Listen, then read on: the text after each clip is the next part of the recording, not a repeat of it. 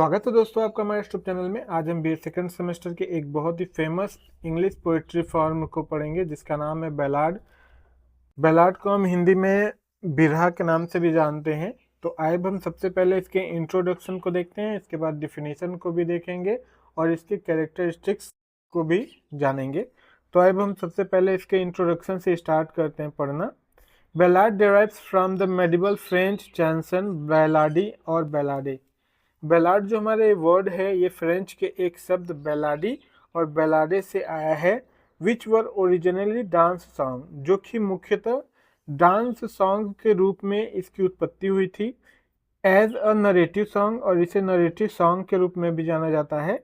Their theme and function में originate from Scandinavian and Germanic tradition song. और इसके अगर हम थीम और फंक्शन की बात करें तो यह हमारा स्कैंडिनेवियन और जर्मेनिक ट्रेडिशन सॉन्ग के रूप में आया था। एंड स्टोरी टेलिंग, ठीक है, और इसमें कहानी को भी बताया जाता है। मतलब बैलाड जो होता है जिसको हम बिरहा कहते हैं, इसमें क्या होता है कि एक कहानी को सॉन्ग के रूप में बताया जाता है या गाया जाता है। तो आइए अब हम नेक्स्ट पैराग्राफ को पढ़ते हैं। इन द 19th सेंचुरी, 19वीं शताब्दी में they were widely used across Europe and later in Australia, North Africa, North America and South America. उसके बाद 19th सेंचुरी के बाद ये जो बैलाड है वो हमारे पूरे यूरोप और ऑस्ट्रेलिया और नॉर्थ अफ्रीका और नॉर्थ अमेरिका और साउथ अमेरिका तक बहुत ज़्यादा फैल गया बैलाड। उसके बाद हम देख लेते हैं कि बैलाड में लाइनें कितने होती हैं। तो बैलाड्स आर ऑफन कंसिस्ट 13 लाइन। तो बैलाड में मुख्यतः 13 लाइन होती हैं विद राइमिंग स्कीम। और इसके राइमिंग स्कीम की अगर हम बात करें तो इसका राइमिंग स्कीम होता है ए बी बी सी, ठीक है, कंसिस्टिंग ऑफ कपलेट 2 लाइन्स। और इसमें 2 लाइन का एक कपलेट होता है। यहाँ पे जो बी है वो हमारा कपलेट है जिसमें दोनों राइमिंग सेम होता है। Of rhyme words each of 14 syllables, और इसमें 14 सिलेबल्स होते हैं। इससे पहले हम सनेट में हम बता चुके हैं कि सिलेबल्स क्या होते हैं।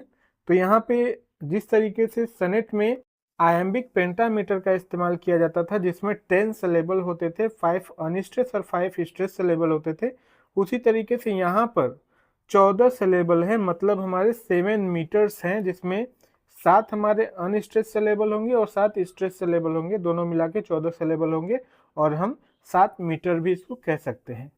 Another common rhyme is AB और ABCB रिपीटेड, और इसी तरीके से राइमिंग स्कीम रिपीट होता है।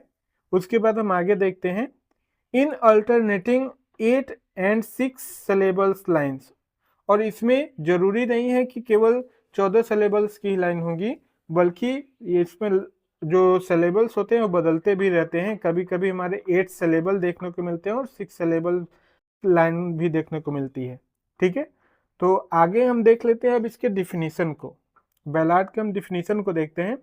Ballad is a song, long song और form of words that tell a story is called ballad. Ballad जो होता है वो एक लॉन्ग सॉन्ग होता है और फॉर्म और वर्ड्स का भी मतलब होता है सॉन्ग या पोयम या छंद। दैट टेल्स अ स्टोरी, जिसमें एक कहानी को बताया जाता है, उसी को हम बैलाड कहते हैं।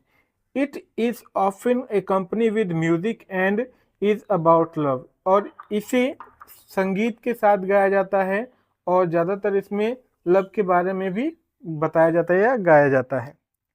आगे हम इसके टाइप्स को देख लेते हैं। Types of ballad. European ballads have been generally classified into 3 major group. European ballad जो है उसको मुख्यतः 3 भागों में बांटा गया है। पहला है हमारा ट्रेडिशनल बैलाड, दूसरा है हमारा ब्रॉड साइड बैलाड और तीसरा है हमारा लिटरेरी बैलाड, ठीक है। तो आइए अब हम पहले ट्रेडिशनल बैलाड के बारे में बात करते हैं। द ट्रेडिशनल बैलाड क्लास और क्लासिकल और popular meaning of the people. यहाँ पर ट्रेडिशनल बैलाड को हम क्लासिकल और पॉपुलर बैलाड के नाम से भी जानते हैं। Ballad have been seen as beginning with the wandering minstrel of late medieval Europe। और ये जो ट्रेडिशनल बैलाड है ये सबसे पहले वैंडरिंग मिनिस्ट्रल में देखा गया था, या यही हमारा बैलाड था यूरोप का पहला। From the end of the 15th century, उसके बाद 15वीं शताब्दी के अंत में there are printed ballad that suggested a rich tradition of popular music. और उसके बाद माना यह जाता है कि 15वीं शताब्दी के अंत में बैलाड को प्रिंट किया गया, ट्रेडिशनल बैलाड को, जिसमें पॉपुलर म्यूजिक होते थे। और reference in William Langland's Piers Plowman indicate that ballad about Robin Hood. यहाँ पे ऐसा माना जाता है कि जो रेफरेंस लिया है वो विलियम लैंगलैंड के पायर्स प्लाउमैन, ये भी एक बैलाड है, उससे लिया गया है, जिसमें रॉबिन हुड के भी बारे में बताया गया है। Were ballad being sung from at least the 14th century. तो आइए हम आगे देखते हैं। उसके बाद वेंकन डी वोर्ड्स का एक कलेक्शन ऑफ बैलाड है, जिसको हम रॉबिन हुड बैलाड के नाम से जानते हैं, जिसको 1495 में प्रिंट कराया गया। ठीक है, तो आइए हम ट्रेडिशनल बैलाड के कुछ एग्जांपल्स को देख लेते हैं। तो इसमें से पहला है हमारा ट्रेमलिन, जो कि एक ट्रेडिशनल फोल्क बैलाड है बाय जेम्स चाइल्ड इन 1729, जिसको जेम्स चाइल्ड ने 1729 में लिखा है। उसके बाद हम नेक्स्ट देखते हैं लॉर्ड रैंडल, जो पब्लिश हुआ, ये भी हमारा ट्रेडिशनल बैलाड है बाय सर वाल्टर स्कॉट इन 1803 में। उसके बाद रॉबर्ट बर्न्स ने एक ट्रेडिशनल बैलाड पब्लिश किया है, जिसका नाम है जॉन बर्लिकॉर्न। उसके बाद हम ये जो बैलाड है ये 1782 में आया था। उसके बाद हम नेक्स्ट देखते हैं रॉबर्ट बर्न्स का एक और बैलाड है the lass that made the bed to me, जिसको 1795 में लिखा गया था। उसके बाद एस्ट्रिक कॉलरिज का एक बहुत ही फेमस बैलाड है the rhyme of the ancient mariner, जो कि 1798 में लिखा गया। ये भी हमारा ट्रेडिशनल बैलाड माना जाता है। उसके बाद विलियम वर्ड्सवर्थ आते हैं। इन्होंने लूसी ग्रे और सॉलिट्यूड नामक एक बैलाड लिखा, जो कि 1799 में लिखा था। इसको भी हम ट्रेडिशनल बैलाड के नाम से जानते हैं। उसके बाद जॉन किट्स आते हैं। इन्होंने ला बेल डेम सेंस मर्सी लिखा है 1820 में, ये भी हमारा एक ट्रेडिशनल बैलाड है। उसके बाद फिर एस्ट्रिक कॉलरिज ने एक बैलाड लिखा है the ballad of the dark ladies, जिसको उन्होंने 1834 में पब्लिश कराया है। उसके बाद हम लास्ट देखते हैं अल्फ्रेड लॉर्ड टेनिसन का एक बहुत ही फेमस ट्रेडिशनल बैलाड है द लेडी ऑफ द सैलोट, जिसको उन्होंने 1842 में लिखा है। ठीक है, उसके बाद हम नेक्स्ट देख लेते हैं और इसके कुछ एग्जांपल्स को। एडगर एलन पो ने एक ट्रेडिशनल बैलाड लिखा है जिसका नाम है एनाबेल ली, जिसको 1849 में पब्लिश कराया गया था। उसके बाद क्रिस्टीना रोसेटी ने मॉडी क्लेयर नामक एक बैलाड लिखा, जिसको उन्होंने 1862 में पब्लिश कराया था। उसके बाद एल्ग्रेन चार्ल्स स्विनबर्न ने एक बैलाड लिखा है, जिसको उन्होंने अ बैलाडे ऑफ बर्डेंस नाम दिया है, और यह 1866 में पब्लिश कराया गया है। उसके बाद क्रिस्टीना रोसेटी आती हैं। इन्होंने एक बहुत ही फेमस बैलाड लिखा है बैलाड ऑफ बोर्डिंग, जिसको उन्होंने 1881 में पब्लिश कराया है।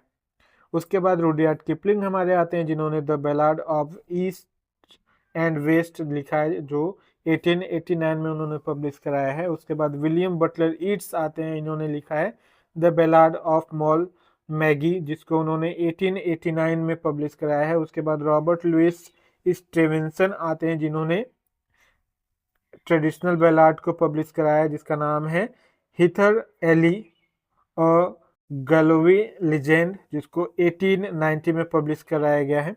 उसके बाद ऑस्कार वाइल्ड हमारे आते हैं। इन्होंने लिखा है द बैलाड ऑफ रीडिंग गोल, जिसको 1898 में पब्लिश कराया गया है। उसके बाद थॉमस हार्डी आते हैं, जिन्होंने लिखा है हर इमॉर्टेलिटी, जिसको 1898 में पब्लिश कराया गया है। उसके बाद विलियम बटलर रीड्स हमारे आते हैं। इन्होंने लिखा है the host of the air, जिसको 1899 में पब्लिश कराया गया है। उसके बाद इजरा पॉन्ड आते हैं, जिन्होंने लिखा है ballad of the goodly fear, जिसको 1909 में पब्लिश कराया गया है। ठीक है, तो ये हमारा पहला ट्रेडिशनल बैलाड था। उसके बाद हम सेकेंड बैलाड को देख लेते हैं द ब्रॉड साइड बैलाड। ठीक है, ballad also known as broadside. broadside ballad को हम broadside स्टेल वल्गर, जो कि स्टेल होता है इसका होता है, और come all E ballads were a product of the development of cheap print in the 16th century, और इसे 16th century में प्रिंट किया गया था. They were generally printed on one side of a medium to large sheet of poor quality paper, और ज़्यादातर ये इस बैलाड को पुअर क्वालिटी के पेपर पे पब्लिश कराया जाता था, क्योंकि ये चीप टाइप के बैलाड्स होते थे, मतलब इनका ज़्यादा कोई महत्व नहीं होता था. ज़्यादातर इसको लोग या तो मजाक के रूप में लिखते थे, या फिर किसी का मजाक उड़ाने के लिए, या तो कॉमेडी के लिए लिखते थे. तो आइए हम आगे देखते हैं. In the first half of the 17th century, they were printed in black letter और Gothic type. लगभग 17th सेंचुरी के हाफ में ये जो बैलाड था ब्रॉड साइड, इसको लोगों ने प्रिंटेड जो करते थे वो ब्लैक लेटर्स में प्रिंट करते थे, और ज़्यादातर इसे गोथिक टाइप देते थे. And include multiple eye catching illusions, a popular tune title as well as alluring poem. ठीक है, और इसका जो ट्यून देते थे वो ज़्यादातर पॉपुलर होता था, अट्रैक्टिव होता था. आगे हम देखते हैं इसके एग्जाम्पल्स को कि बोथ साइड के कितने बैलाड्स हैं. तो the life and trial of Palmer, जो कि 1856 में पब्लिश किया गया था. उसके बाद सेकंड है द एग्जीक्यूशन ऑफ नेथनियल मोप्स, जिसको 1853 में पब्लिश कराया था. उसके बाद थर्ड है हमारा Mary Arnold the female monster, जिसको 1843 में पब्लिश कराया गया था. उसके बाद फोर्थ हमारा द गैलो चाइल्ड, जिसको 1820 में पब्लिश कराया गया था. उसके बाद हमारा फिफ्थ है द साइलेंट ग्रेव, जिसको 1838 में पब्लिश कराया गया था. उसके बाद नेक्स्ट है द लिवरपूल लॉजर, जिसको 1849 में पब्लिश कराया गया था. उसके बाद हमारा नेक्स्ट है द अननेचुरल मर्डर, जिसको 1618 में पब्लिश कराया गया था. उसके बाद हमारा आता है Corydon and Parthenia the last news from France, this is a plain case gentleman. उसके बाद नेक्स्ट है on the death of his grace the Duke of Albemarle. उसके बाद लास्ट है हमारा the old man's complaint against his wretched son, new from Hyde Park. तो अब हम बैलाड के लास्ट फॉर्म को देखते हैं, जिसका नाम है लिटरेरी बैलाड. लिटरेरी और lyrical ballad grew out of an increasing interest in the ballad from among social elites and intellectuals, particularly in the Roman movement from the later 18th century. Repeated literary figures Robert Burns and Walter Scott. जो literary ballad है हमारा first ballad से ज़्यादातर मिलता जुलता है, मतलब ज़्यादातर जो ट्रेडिशनल बैलाड होते हैं वो लिटरेरी बैलाड से भी रिलेट करते हैं. तो आइए हम इसके एग्जाम्पल्स को कुछ जानते हैं सीधे. ला बेल डेम सेंस मर्सी, जिसको जॉन किट्स ने लिखा है. उसके बाद rhyme and the ancient mariner, जिसको एस.टी. कॉलरिज ने लिखा है. उसके बाद अब हम सीधे जान लेते हैं कैरेक्टरिस्टिक्स ऑफ बैलाड को. तो आइए हम देखते हैं इसको. इसका पहला जो कैरेक्टरिस्टिक्स है, it is a song that tells a story. यह एक ऐसा सॉन्ग होता है जिसमें कहानी के रूप में इसको व्यक्त किया जाता है. The beginning is often surprising, it's language simple, इसका लैंग्वेज सिंपल होता है और बिगनिंग इसका सरप्राइजिंग होता है. It is concentrates on a simple episode, the theme is often tragic and sad, the story is told through dialogue and action, it's lacks specific details, it has a surprising ending, it includes some sort of repeated lines, it has rarely moral, it has 4-line stanza, the first and third line have 4 stress and fourth line has 3 stresses. ठीक है, तो यहाँ पर हमारा आगे देखते हैं। It has an orientation, complications, and resolution. It can have a question answer format. On one stanza present the questions and next stanza answer the question. तो यहाँ पे हमारा ओड बैलाड खत्म होता है। Okay bye.